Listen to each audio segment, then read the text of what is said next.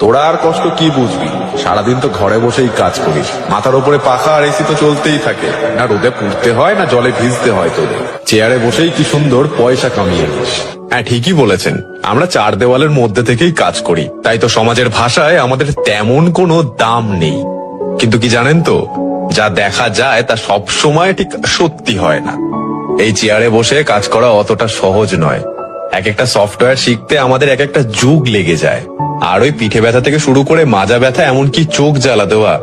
আর আপনার হাতে থাকা ওই স্মার্টফোনটার মতন আমাদের মস্তিষ্কও মাঝে মাঝে হ্যাং করে, কারণ সারাদিন আমাদের মেতে থাকতে হয় কিছু আলো নামক রঙের খেলায়। অনেকে ভাবে এই পেশায় অনেক টাকা, তাই দুদিন বাদে খাবি খেতে খেতে তারাও মরে যায়। ওটা শুধু আমাদের পেশা নয়, ওটা পেশার থেকেও বড় আমাদের একটা নেশা। আর এই নেশার কোনো দিন বা রাত হয় না। আর এই নেশা আক্রান্ত হতে গেলে আমাদেরকে অনেক কিছু না থাক